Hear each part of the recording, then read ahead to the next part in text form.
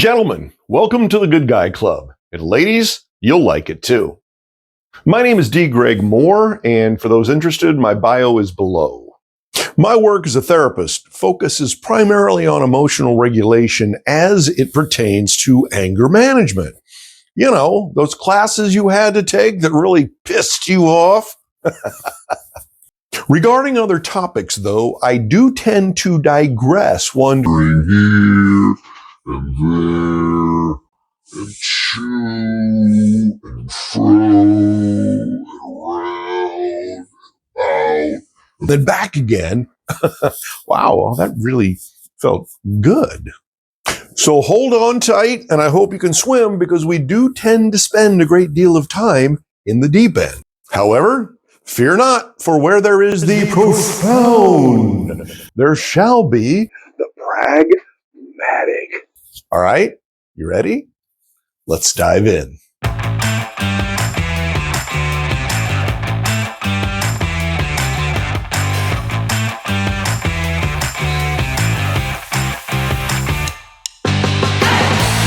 What is a paradigm?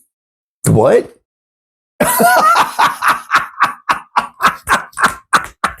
Two times! No! Typically, a paradigm is thought of as an understanding of how the world works. You have your understanding of how the world works. I have my understanding of how the world works. You have your paradigm. I have my paradigm. But if this is true, how can there be so many different paradigms if we all live in the same world? Ha! Here's our first example of the profound.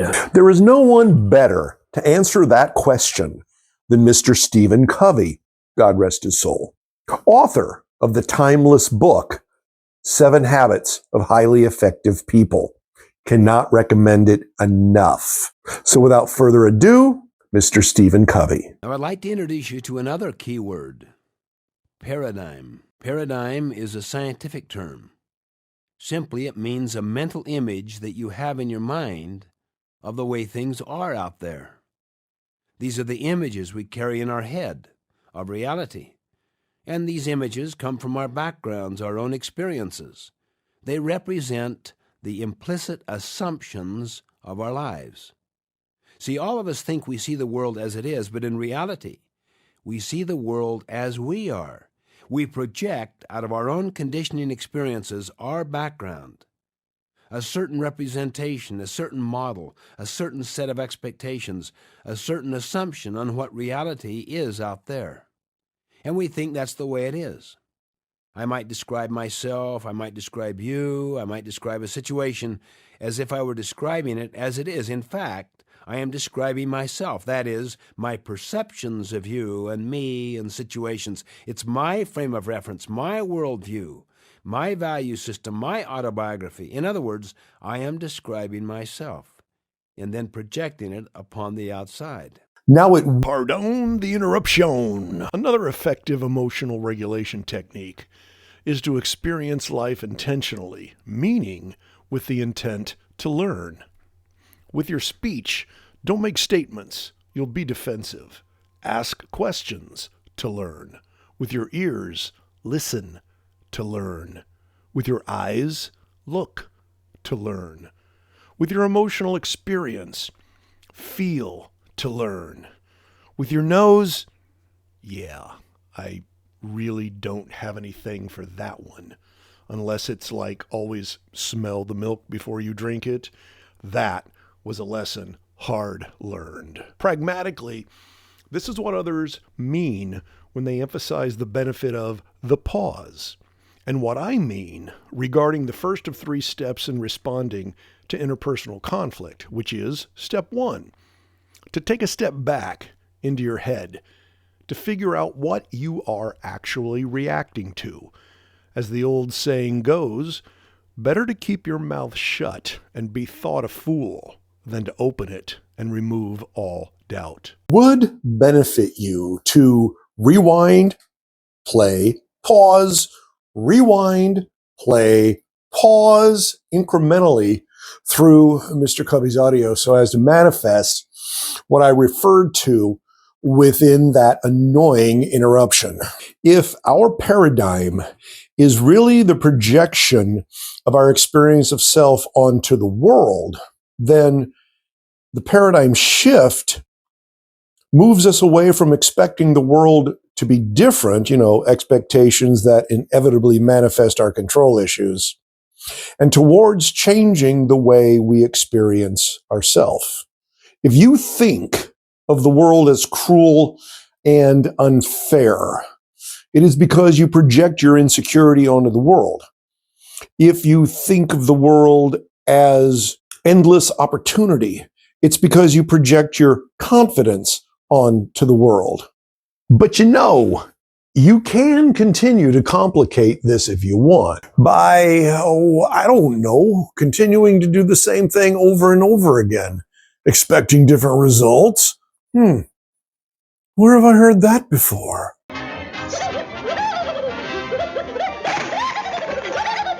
So yeah, sure, you could stick with your paradigm, the one that makes sense out of getting pissed off all of the time because the world isn't the way it should be. Your children aren't behaving the way they should. Your partner isn't being the partner they should. Your employer isn't paying you what they should. The other drivers on the road aren't driving the way they should. Pardon the interruption again. And I really took offense to that earlier comment about that annoying interruption. It really hurt my feelings. It hurt your feelings?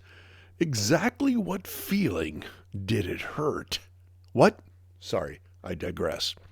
Notice all of the prior should statements. I interrupt clients all the time when they use the word should by saying back to them the word could. Should is a shame word. It reinforces your lack of value, your lack of agency, which again is personal power, versus could, which reinforces the idea of opportunity. You see, I should have done that reinforces my lack of value and agency versus I could have done that, which offers the opportunity to learn and devise a plan for the next time. So, be careful about your should statements. You don't want to should all over yourself. But it doesn't have to. But please know that your motive for sticking with this paradigm is to avoid being held accountable for your role in your life, which ironically is the only thing you actually have any control over.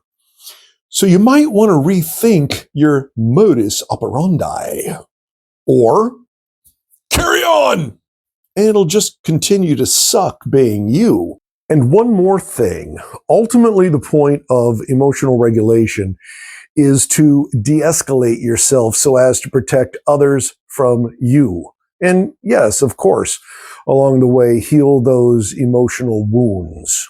The two rules regarding a safe, healthy, and functioning relationship, and yes, you can throw loving in there if you want, are: Rule 1, I will protect you from me. Rule 2, I cannot protect you from yourself. You can even say that these two rules define the core of what makes a boundary healthy. Changing the way we experience ourselves always begins by stopping certain behaviors. So, your mission, should you choose to accept it, is to list 3 behaviors that do not protect others from you. Now, while the jury's out on which is more difficult, to stop or start doing something, for the sake of argument, I'm just going to say they're both freaking difficult. However, it is necessary that next to each of these 3 behaviors, you list a behavior that will take its place. And no, not like, you know what, I kicked the booze, but now I'm on coke, and man, I'm getting a lot of stuff done. No! Something more along the lines of, instead of yelling at my partner, I'll remove myself and do push-ups to fail. Or, While driving, instead of nursing fantasies regarding crowbars and breaking glass, I listen to stand-up comedy. That is a favorite of mine. This sort of thing, coupled with the brief and debrief tool I mentioned in the emotional regulation video, is just the beginning of assembling your ER go bag. So D. Greg Moore signing off for now. Struggle well.